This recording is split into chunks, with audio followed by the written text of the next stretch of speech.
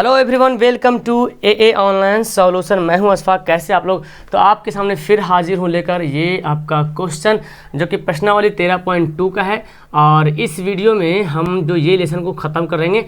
फिलहाल इसमें 7 और 8 और 9 3 सवाल पढ़ लेंगे, ठीक है। और ये एक्सरसाइज जो है ख़त्म हो जाएगा। ये एनसीईआरटी गणित है क्लास 10 के लिए। इसके पहले जो सवाल नहीं पढ़े हैं या पहले कोई चैप्टर छूट गया आपका, तो नीचे जाएं, डिस्क्रिप्शन में सभी लेसन का चैप्टर का नाम दिया हुआ है। और वहाँ पे जैसे ओपन करो पूरा प्लेलिस्ट खुल जाएगा। एक एक सवाल का आपको वहाँ पे जवाब मिल जाएगा, ठीक है। चाहे इजी हो, चाहे मीडियम हो, चाहे आपको हार्ड लग रहा हो, ठीक है। सबको मैं सॉल्यूशन किया हूँ बहुत अच्छे तरीके से। फिलहाल यहाँ पे देखिए क्या है कि कोई तंबू एक बेलन के आकार का है। तंबू कैसा है? बेलन के आकार का है, यानी कि इस तरह से कोई बना हुआ है। एक इधर है, मैं ले लेता हूँ कोई तंबू लेता हूँ इधर से। एक मिनट, ये तंबू मैंने ले लिया जो कैसा है? बेलन का करता है। ज़मीन तो ऐसे रहेगा गोल, बेलन जब है तो गोल टाइप का रहेगा। और उसके ऊपर जो है एक शंकुआकार अध्यारोपित, मतलब यहाँ पे एक शंकु, यहाँ इस तरह जो है ना शंकुकार। तंबू जब रहता था ऐसे रहता ना, इस तरह से शंकुकार है, तो इसका ये भी तो रहेगा ही रहेगा, जायज़ बात है ना। ऐसे बना हुआ है। इसको चौड़ा भी करके बना सकते हो बेलन को, कोई दिक्कत नहीं। अगर आप चाहो कि ये अच्छा नहीं दिख रहा तो मैं इसको चौड़ा करता हूँ कि थोड़ा सा और आपको समझ में आ जाए अच्छे तरीके से। मैं एक यहाँ किया, मैंने एक यहाँ किया, तो देखेंगे ऐसा आप तंबू कहीं है ना, देखे ना। और यहाँ पे मैं एक इसका ये ऊपर से उड़ा दिया, और कैसा दिख रहा आपको? ये एक शंकु टाइप का लग रहा है। इसको मैं ऐसे कर देता कि ये पता चले कि यहाँ पर भी एक वृत्त टाइप का है, ठीक है। ऐसा बना हुआ तंबू। यदि बेलनाकार भाग की ऊंचाई दे रहा, ऊंचाई तथा व्यास, यानी कि ऊंचाई 2.1 है और व्यास 4 मीटर है। ये बेलनाकार भाग का सिर्फ यहाँ से यहाँ तक के बारे में बोल रहा। ऊंचाई जो है 2.1 है और व्यास यानी कि ये पूरा जो है ना कितना है? 4 है। पूरा जो है यहाँ से तक कितना है? पूरा यहाँ से तक दूरी जो है वो 4 है। तो इसकी त्रिज्या ये हो जाएगी। और जो बेलन की त्रिज्या वही शंकु की त्रिज्या, क्योंकि वो उसी पे रखा हुआ है, उसी पे बना हुआ है। तो बेलन की त्रिज्या, शंकु की त्रिज्या दोनों क्या है? आपस में बराबर है। और शंकु की ऊंचाई बता रहा है। शंकु की ऊंचाई कितना है? 2.8 ये दे रहा, ठीक है। शंकु की तिर्यक ऊंचाई, सॉरी यहाँ पे मिस्टेक है टाइपिंग में। ये देखें, शंकु की तिर्यक ऊंचाई, ठीक है। शंकु की तिर्यक ऊंचाई 2.8 है, यानी कि ये नहीं होगा आपका। जो तिर्यक ऊंचाई क्या होता है? तिरछा वाला होता है ना, उसे बोलते हैं तिरछी ऊंचाई जिसको बोलते हैं। ये है तिर्यक ऊंचाई 2.8 मीटर दिया हुआ, तिर्यक ऊंचाई दिया हुआ है। अच्छा, दो जगह लिखा, तिर्यक ऊंचाई दे दिया 2.8, ये डबल लिखा गया है। इस तंबू को बनाने में प्रयुक्त कैनवास का क्षेत्रफल बनाए, यानी कि इस तंबू को पूरा बनाने में कितना क्षेत्रफल लगा है। तो जब तंबू बनेगा जी, तो जाहिर सी बात ज़मीन का तो खाली रहेगा हिस्सा, है ना। तंबू तो ज़मीन तो कुछ और बिछा देते हैं, लेकिन कपड़ा जो तंबू में लगेगा ये पूरा ये लगेगा, ऐसे पूरा इधर लगेगा और पूरा तंबू बनेगा। यानी कि आपको पता चल रहा कि ये बेलन का वक्र पृष्ठ का क्षेत्रफल निकालना पड़ेगा और शंकु का वक्र पृष्ठ का क्षेत्रफल निकालना पड़ेगा। दोनों को क्या करना पड़ेगा? जोड़ देना पड़ेगा, तो हमको तंबू बनाने में कुल कैनवास का क्षेत्रफल निकल जाएगा। चलिए यहाँ पे हल करते हैं। इजी है, बस आपको सिर्फ समझना है। क्वेश्चन बड़ा लग रहा है लेकिन कुछ नहीं इसमें। बेलन का क्षेत्रफल का फॉर्मूला जानते हैं, बेलन का आयतन का फॉर्मूला जानते हैं, शंकु जानते हैं, सारा कुछ जानते हैं। इसी तरह से यहाँ पे बनाना है। यहाँ पे क्या दिया हुआ है देखो, बेलनाकार भाग का ऊंचाई ले लेते हैं। बेलनाकार भाग की ऊंचाई जिसको एच बोले हैं, कितना दिया? 2.1 मीटर। और व्यास इसकी जो व्यास दी हुई है, यानी कि डी जो दी हुई है वो 4 मीटर। तो त्रिज्या कितना हो जाएगी? त्रिज्या बोले तो आर कितना हो जाएगी? 2 मीटर, चूँकि आधा होता है। लेकिन यहाँ पे हमको दोनों लिखना पड़ेगा, क्योंकि यहाँ पे दिख रहे हैं शंकु की जो बेलन की जो त्रिज्या है वही शंकु की त्रिज्या है ना। यहाँ पे लिखेंगे बेलन की त्रिज्या बराबर शंकु की त्रिज्या। बेलन की त्रिज्या शंकु की त्रिज्या आपस में क्या है? बराबर है। कितना? 2 मीटर। ये क्लियर है। और फिर क्या दिया है? शंकु की तिर्यक ऊंचाई, वो भी लिख लेते, जो दिया उसको लिख लेते हैं, ठीक है। शंकु की एक मिनट, तिर्यक ऊंचाई ना, तिर्यक ऊंचाई यानी जिसको एल बोलते हैं। शंकु की तिर्यक ऊंचाई को क्या बोलते हैं? एल बोलते हैं। कितना दिया? 2.8 मीटर। अब क्या करना है? आराम से निकालना है। तो चाहो तो अलग अलग निकाल लो, जोड़ देंगे, और नहीं तो फिर एक ही बार हम करके निकाल सकते हैं। तो मेरे ख्याल से बेहतर तो वही लगता है कि अलग अलग भी निकालो तो बेहतर होगा, है। अलग अलग निकाल लेते हैं, आपको बनाने में भी आसान होगा। चलो तो शंकु का निकालते हैं। शंकु का वक्र पृष्ठीय क्षेत्रफल क्या होता है, फॉर्मूला पाई आर एल होता है ना। पाई का मान 22/7, आर का मान जो शंकु का आर है वही बेलन का आर है, यानी कि कितना है 2 है 2, और एल कितना है, एल वही त्रिज्या की ऊंचाई 2.8, काटा पीटी करो, यहाँ पॉइंट कटा, यहाँ 0 आ गया। 7 चौक 28 है ना, 2 दूना 4, 2 पचे 10, ठीक है। तो कट गया, क्या हुआ, 7 चौक 28 4 हो गया। अच्छा सॉरी ये तो मैं गलत कर दूँ, 2 से कैसे कटेगा, 2 तो खैर इधर ही है, 2 तो ये इसी तरफ का है। 7 चौक 28 तो नहीं काट सकते, तो ऊपर का है, हाँ इसको काट सकते, 2 पचे 10 इसको काट सकते हैं। तो यहाँ पे कितना हो गया, 22 चौक 4 दूना 8, 4 दूना 88/5, ये मीटर स्क्वायर हो गया शंकु का। अब क्या निकालना है, बेलन का, है ना। अब बेलन का वक्र पृष्ठीय क्षेत्रफल, फॉर्मूला जानते हैं जी, 2 पाई आर एच होता है फॉर्मूला। 2 पाई का मान 22/7, आर का मान कितना है 2 है, और एच सॉरी ये बेलन है ना, तो बेलन का ऊंचाई एच है 2.1। देखिए जी बेलन का जो ऊंचाई है कितना है 2.1 है, मैंने यहाँ पे लिखा था। तो देखिए काटें इसको, पॉइंट को काट देते तो 1 हो जाएगा, 10 हो जाएगा, 7 3 21 हो जाएगा, और काटो 2 5 10 हो जाएगा। तो कितना बच गया, 22 दूना 44 गुना 3/5, 4 12, 4 12 13/5, 132/5 आ गया। तो दोनों का क्षेत्रफल निकल गया ना। अब निकालना है क्या, कुल कैनवस, तंबू को बनाने में कुल कैनवस का क्षेत्रफल, और दोनों को जोड़ देंगे, है ना। इसलिए तंबू को बनाने में कुल कैनवस का क्षेत्रफल, तो चाहो तो अलग अलग लिख दो, या तो फिर डायरेक्ट वैल्यू पे लिख दो, तो अलग भी लिख सकते हैं, शंकु का क्षेत्रफल प्लस बेलन का, अलग अलग भी लिख सकते हैं। शंकु का क्षेत्रफल कितना आया था, देखिए 88/5, तो यहाँ पे लिखेंगे 88/5, और यह आया था 132/5, 5 अब बना लीजिएगा, एलसीएम ले लीजिएगा, 88 + 132 हो जाएगा। तो यहाँ देखिए जी क्या करना है, अब तो आपको क्या करना, काटा पीटे जोड़ना पड़ेगा। 8 2 10 के 0 बाकी 1, 8 3 11 12 के 2 बाकी 1, 1 1 2/5, 5 चौक 20, 5 चौक 20 कितना गया 44 मीटर स्क्वायर, क्योंकि शंकु का क्षेत्रफल निकालना था। एक सवाल तो हमारा हो गया कि 44 सेंटीमीटर स्क्वायर यहाँ पे हो गया। शंकु पूरा कैनवस बनाने में जो क्षेत्रफल लगेगा वो कितना लगेगा 44 सेंटीमीटर स्क्वायर। लेकिन इसमें एक सवाल और बोल रहा कि साथ ही 5 रुपया प्रति मीटर की दर से इसमें प्रयुक्त कैनवस की लागत निकालना है, यानी कि 1 मीटर वर्ग में 1 मीटर स्क्वायर में 500 रुपया लगता है, तो 44 मीटर स्क्वायर में कितना पैसा लगेगा वही आपसे पूछा जा रहा है, ठीक है। तो जब भी आपको पैसा के बारे में पूछा जाए कि इसको पैसा करने में कितना खर्च लगेगा, तो उसका क्षेत्रफल निकालना, या तो अगर परिमाप रहेगा तो परिमाप निकालना, जैसे आयत वगैरह में परिमाप बोलता है कि इसको बाड़ लगाने में कितना खर्च होगा, है ना। लेकिन ये सब में आपको क्षेत्रफल निकालना पड़ेगा, इसमें तो परिमाप होता नहीं, क्षेत्रफल निकालना पड़ेगा। तो लिख देंगे चूँकि 1 मीटर स्क्वायर में क्या बोलता है, कैनवस से लगाने की लागत है ना, 1 मीटर स्क्वायर में कैनवस लगाने की लागत कितना लगता है 500 रुपया। तो इसलिए 44 मीटर स्क्वायर में कैनवस लगाने की लागत कितना लगेगी, तो 44 को 500 से क्या कर देंगे जी, गुना कर देंगे। अब आप देखिए जब 44 को 500 गुना कीजिए तो ईजी हो गया ना, ये तो आप तो आराम से गुना कर दीजिएगा 44 को 5 से। 4 5 20 के 0 बाकी 2, 4 5 20 2 22 और 2 0 जोड़ दीजिए, ये क्या इतना रुपया लगेगा। एक आंसर हमारा यहाँ आ गया, एक आंसर इधर गया।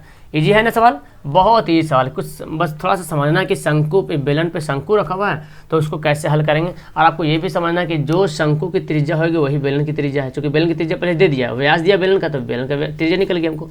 तो जो बेलन की त्रिज्या वही शंकु की त्रिज्या, क्योंकि इसी के ऊपर रखा हुआ है, ठीक है। तो इसका क्षेत्रफल हम आराम से निकाल लेंगे, समझ गए। ओके चलो नेक्स्ट सवाल देखते हैं क्या बोलता है उसमें।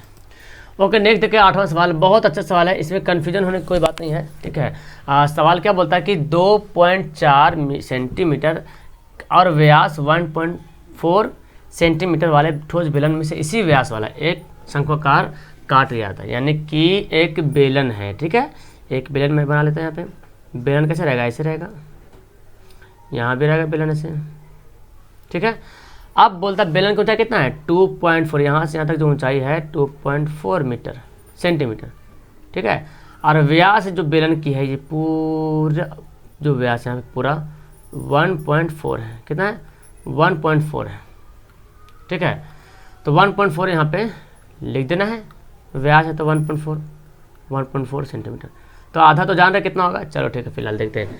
वाले ठोस बेलन में से इसी बेलन में से क्या कहते हैं, इसी व्यास का सेम टू सेम व्यास, यही व्यास का एक शंकुआकार काट ले। तो अब देखो यहाँ से ये हमारे बनेगा, ये तो यह भी बनेगा इसका। तो इसी व्यास का क्या ना एक शंकुआकार, मैं आपको बताया था जी इंट्रोडक्शन क्लास में कि जो शंकु होता है ना वो बेलन का ही तीसरा भाग होता है, देखिए है ना, सेम व्यास का है, यही व्यास का जो है ना शंकु, एक मिनट से सीधा हो जाए, इसी व्यास का शंकु काट लिया, देख रहे हैं ना। तो जो व्यास बेलन का है वही व्यास शंकु का है, यानी कि जो त्रिज्या बेलन का है वही त्रिज्या शंकु का है। उसके बाद देखिए यहाँ से तो काट लिया ना, यहाँ से तो काट लिया, तो यहाँ से काट लिया, तो ये जो भाग है ना ये चूँकि शंकु का जब काट लिया तो नीचे वाला तो पार्ट बचा रहेगा, ऊपर का भाग तो निकल जाएगा शंकु बन करके, इस तरह छेद बन के पूरा गोल निकल जाएगा, कट के पूरा गोल कट के निकल जाएगा, और नीचे वाला भाग भी क्या होगा, निकल जाएगा, है ना।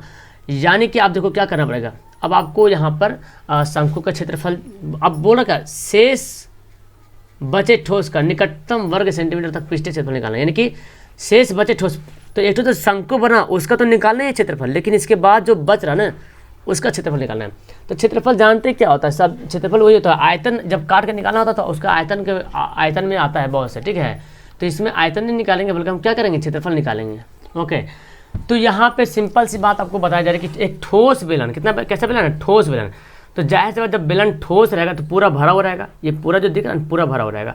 अब इसी से शंकु काट लिया तो ये भाग तो खाली हो गया, यानी कि ये जो पाई आर स्क्वायर जो होता है वृत्त टाइप का दिख रहा है ना, वृत्त का क्षेत्रफल पाई आर स्क्वायर, तो ये कट गया, क्योंकि कट के क्या बन रहा हमारा, ये बन रहा हमारा आपका एक शंकु बन रहा। तो ऐसा काम ऐसे करते हैं, इसको ऐसे नहीं करते हैं, इसको जो है ना फिर तो आगे से कट जाएगा, इसको चेंज करते हैं, इसको इस तरह से बनाते हैं, फिगर को ऐसे काटते हैं, फिगर जो है ऐसे कट रहा, एक मिनट ऐसे नहीं कट रहा, फिगर यहाँ से कट रहा, यहाँ से जो है ऐसे कट रहा, ये देखिए ऐसे फिगर कटा हूँ, ठीक है। तो ऐसे बोल रहा है कि फिगर ऐसे कट रहा, ठीक है।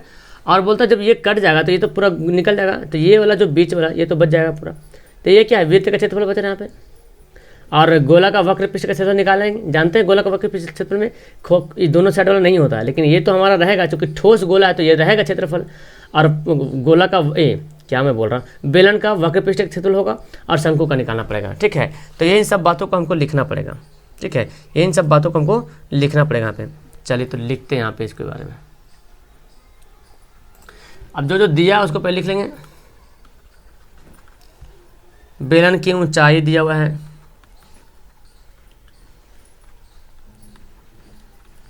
यानी कि h बराबर कितना दिया 2.4 सेंटीमीटर।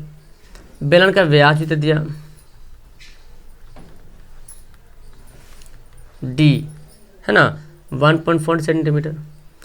तो आप बोले बेलन की त्रिज्या कितना हो जाएगा, आप तो पता है बेलन की त्रिज्या तो क्या करते हैं d/2 करते हैं ना, यानी कि r निकालना क्या d/2, यानी कि इसको आधा करेंगे 1.4 को 2 से डिवाइड करेंगे तो 0.7 आएगा, कितना आएगा 0.7 सेंटीमीटर, ठीक है। अब प्रश्न में जैसे बोलेगा उसके हिसाब से हम लोग आगे बढ़ते जाएंगे, ठीक है। फिर देखो यहाँ पे हमको लिखना पड़ेगा बेलन की ऊंचाई, तथा आप लिखेंगे प्रश्न से बेलन की ऊंचाई, जो ऊंचाई बेलन की है वही ऊंचाई है शंकु की, क्योंकि दोनों की ऊंचाई क्या है आपस में बराबर है, शंकु की ऊंचाई उसी ऊंचाई से काटा है, ये जो यहाँ से काटा पूरा तो ये ऊंचाई तो आ जाएगा शंकु की, ठीक है, ये तो आ गया। तो जो बेलन की त्रिज्या है वही शंकु की त्रिज्या, इसलिए अच्छा ऊंचाई भी कितना दिया हुआ है 2.4, बेलन की त्रिज्या बराबर शंकु की त्रिज्या कितना है 0.7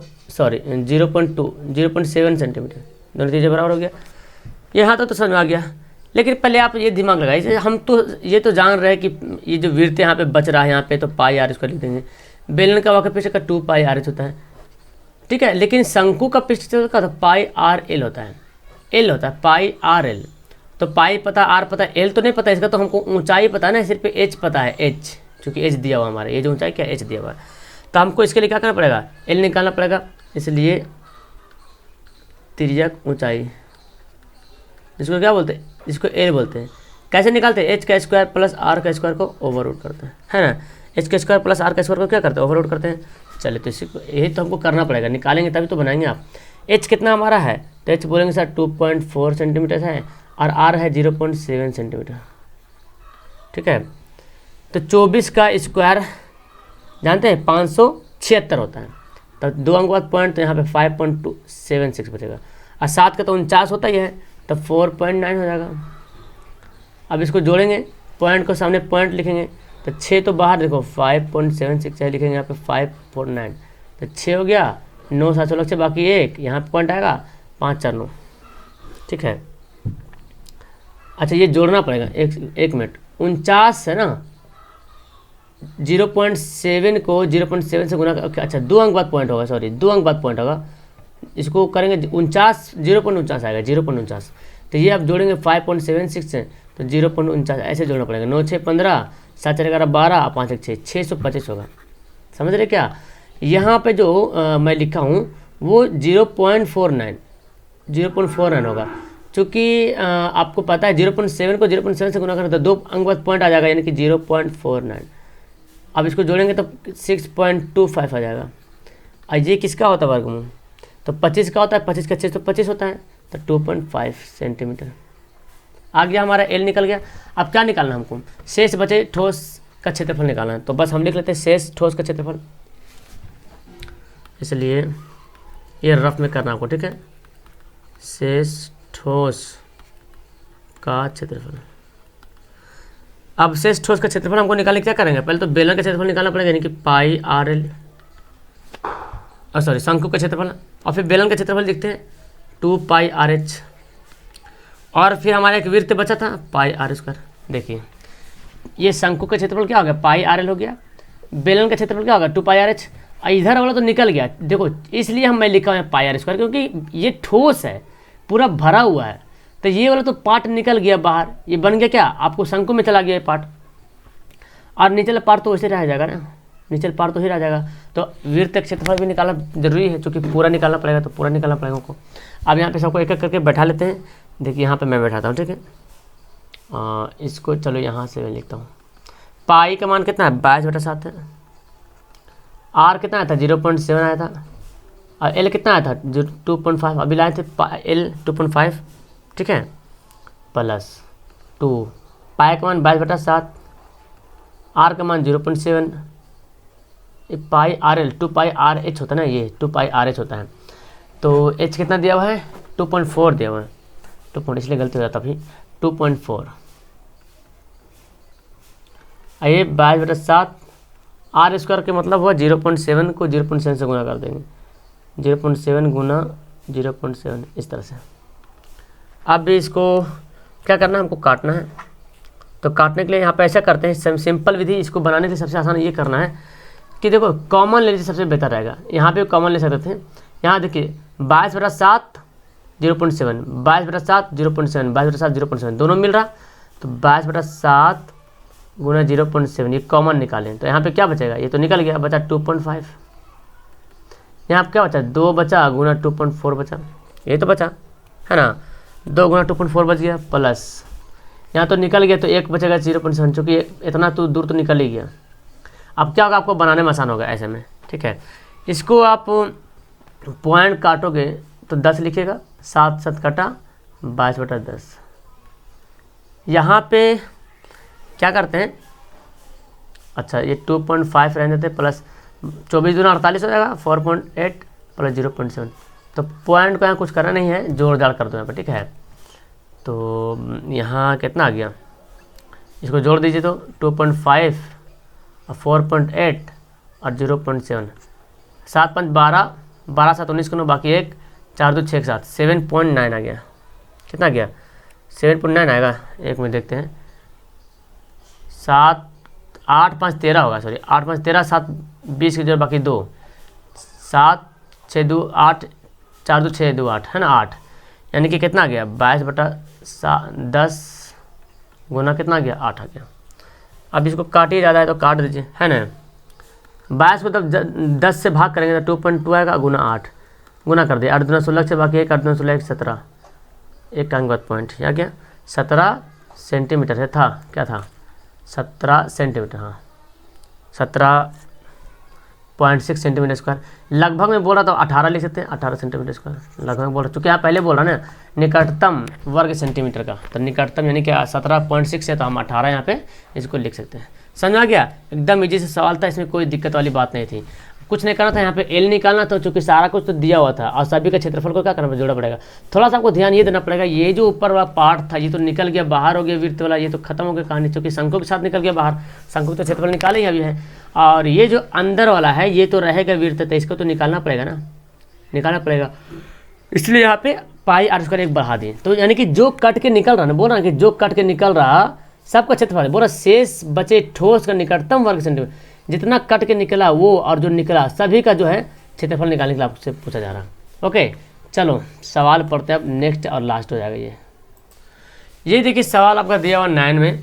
अब बहुत अच्छा सा सवाल दिया हुआ है, लकड़ी के एक ठोस बेलन प्रत्येक सिरे का एक अर्धगोला बना हुआ खोदा हुआ है, बेलन है मतलब ऐसे बना हुआ है, ये आकृति बना हुआ किताब में है, इस तरह से मैं बना देता हूँ, इस तरह से बेलन बना हुआ है, तो ये तो रहेगा बेलन में ऐसा, नीचे भी ऐसे बना हुआ है, ठीक है। अब क्या ठोस बेलन है, उसके प्रत्येक सिरे से एक अर्धगोला खोद कर निकालते हैं, यानी कि नीचे इधर भी अर्धगोला खोद लेते हैं ऐसे, और इधर से भी एक अर्धगोला इधर से खोद लिया जाता है, देख रहे हैं ना, दोनों तरफ से अर्धगोला क्या किए हैं खोद लिए। तो ये देखो मैं इसको इस तरह कर दें, यह अर्धगोला हमारा खोदा गया, देखिए यहाँ से भी अर्धगोला हम क्या किए हैं खोद लिए, देखिए आपको अर्धगोला निकला हुआ भाग है। ओके अब क्या बोलता है, जैसा आकृति में दिया हुआ है, यदि बेलन क्यों चाहिए यानी कि टोटल यहाँ से यहाँ तक को चाहिए, तो इस वस्तु का संपूर्ण पृष्ठ का क्षेत्रफल निकालना पड़ेगा। ओके तो यहाँ पे देख रहे हैं आपका क्या दिया हुआ है, आपका ऊंचाई दे दिया और बोलता है आधार की त्रिज्या 2.5 सेंटीमीटर 3.5 सेंटीमीटर, आधार की त्रिज्या मतलब ये नीचे वाला यहाँ से यहाँ तक जो है 3.5, कितना है 3.5। तो आपको पता है देखो ये अगर बेलन है तो यहाँ से यहाँ तक 3.5, तो ये वाला भी त्रिज्या कहलाएगा, यहाँ से यहाँ तक जो है 3.5 है, तो ये भी तो त्रिज्या ही कहलाएगा इधर, क्योंकि ये अर्धगोला है, ये पूरा भाग जो है ना ये पूरा भाग था, लेकिन पूरा भाग नहीं निकाला बल्कि अर्धगोला निकाला काट के, तो अर्धगोला काट के निकालिएगा तो 20 से अर्धगोला तो आधा होता है, 20 से गोला का आधा होता है, तो जो गोला का व्यास होगा वो अर्धगोला की त्रिज्या बन जाए, जो गोला का जो व्यास जहाँ पे होगा वहाँ पे जाकर के वही व्यास आधा होकर त्रिज्या बन जाएगा। तो यहाँ पे देखिए जो त्रिज्या बेलन का है वही त्रिज्या अर्धगोला का है, ठीक है। अब बोलता है क्या इसका संपूर्ण पृष्ठ का क्षेत्रफल निकालना आपको, तो इजी से यहाँ पे निकाल लेंगे। चलो तो अब क्या करेंगे, इसको जो जो पहले दिया उसको पहले लिख लेते हैं, जो जो दिया है उसको लिख लेते हैं पहले तरीके से। तो यहाँ पे लिख लेते हैं, हल कर लेते हैं क्या दिया हुआ है, बेलन की ऊंचाई वगैरह सारा कुछ दिया हो तो लिख लेते हैं, बेलन की ऊंचाई बोले तो h क्या दिया 10 सेंटीमीटर, बेलन की त्रिज्या भी दे रहा, बेलन की त्रिज्या यानी कि r 3.5, ठीक है।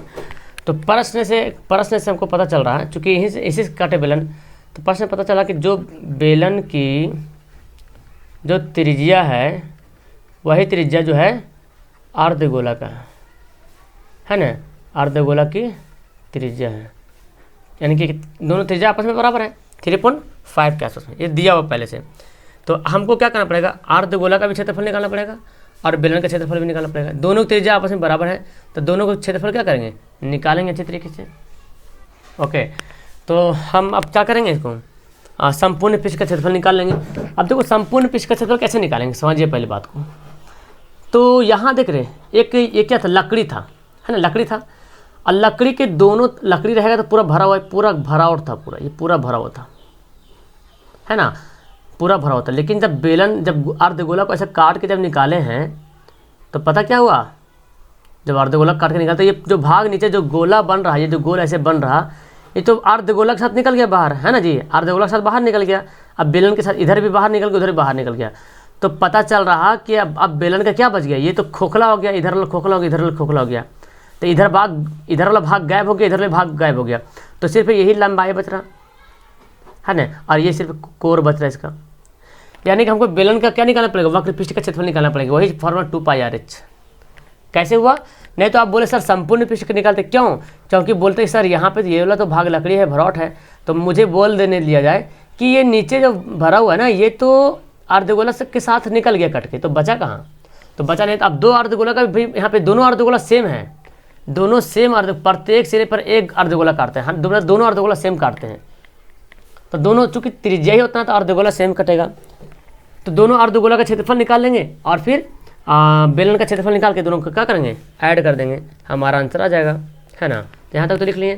तो लिखिए इसलिए संपूर्ण पृष्ठ का क्षेत्रफल, संपूर्ण एक ही बार निकाल लेते हैं, ठीक है।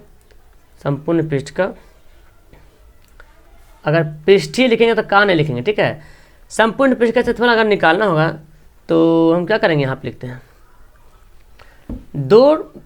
दो अर्धगोला है तो लिखेंगे 2 अर्धगोला का क्षेत्रफल, ठीक है। दोनों बराबर है, प्लस क्या है, बेलन का क्षेत्रफल, जी दोनों बराबर हैं। तो 2 गुना एक अर्धगोला का क्षेत्रफल का फॉर्मूला क्या होता है, 2πr, मैं क्या लिख रहा हूँ, एक अर्धगोला का होता है 2πr² होता है, और बेलन का तो जानते हैं 2πrh होता है। तो यहाँ पे किस हिसाब से बनाना बेहतर होगा, अब जब आपको कॉमन दिखता है तो कॉमन लेने में ज़्यादा बेहतर मेरे ख्याल से लगता है, उसमें ज़्यादा झोल झाल करने की जरूरत नहीं पड़ेगा, ठीक है। तो या तो आप ऐसे भी लेके काट सकते हो, नहीं तो फिर ऐसे बना सकते हो। चलो तो आप जैसे बोले, देखो 2π यहाँ पे भी है, 2π यहाँ पे, 2πr यहाँ भी 2πr, तो हम 2πr निकाल ले बाहर, बात बराबर आएगा, चाहो तो निकालो चाहे तो नहीं निकालो। चलो लिख ही देते हैं, 2π का मान 22/7, r कितना दिया हुआ है, देखो जी 3.5 है ना, 3.5 दिया हुआ, 3.5 यहाँ पे 2 बार हमको लिखना पड़ेगा, 3.5 गुना 3.5 प्लस 2πr h कितना ऊंचाई 10। तो अब क्या करें, अब तो इसको हमको क्या करना, इजी से करना पड़ेगा, काट पीट करो। तो देखो जब इसको काटोगे तो आपका आ जाएगा जी 7×5 35 0.5 आ जाएगा। यहाँ पे काटोगे 7×5 35 0.5 आ जाएगा, काटोगे तो आ जाएगा।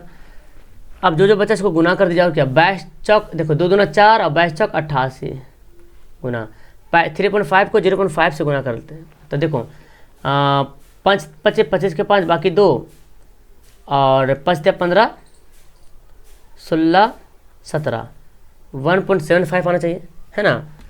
चूँकि 2 अंक बाद पॉइंट है, इसको गुना करें, 1 अंक यहाँ 1 अंक है, 2 अंक है, इसको भी देखो 22 दूना 44 होगा, सॉरी ये 44 होगा, और गुना इसको करेंगे तो 5 दहें के 50 तो हो जाएगा, लेकिन एक बार अंक बाद पॉइंट भी देना पड़ेगा, पॉइंट का ऐसे बात को वैल्यू नहीं होता है ना। 44 गुना 5 मानो, अब देखो इसको गुना करना पड़ेगा, तो इसका कोई गुंजाइश नहीं, अब गुना कीजिए आप, और क्या इसको गुना ही करना पड़ेगा। 1.75 को 8 से गुना करना, 8×5 40 की 0 बाकी 4, 8×7 56 4, 60 की 0 बाकी 6, 8 कम 8 8 6 14 आ गया। और फिर इसको भी करोगे तो उतना ही आएगा, 4 5 1 कितना अंक बाद पॉइंट, 2 अंक बाद पॉइंट, 2 अंक बाद खत्म, 0 का कहानी खत्म, है ना। 1.54 154.00, चूँकि 2 अंक बाद पॉइंट वो देना पड़ेगा। और यहाँ पे कितना रहा, इसको गुना कर लो, देखो 5 चौक नहीं समझा तो गुना कर लो, ऐसे भी देखो ना पॉइंट का कुछ वैल्यू ही नहीं रहा, तो ठीक है।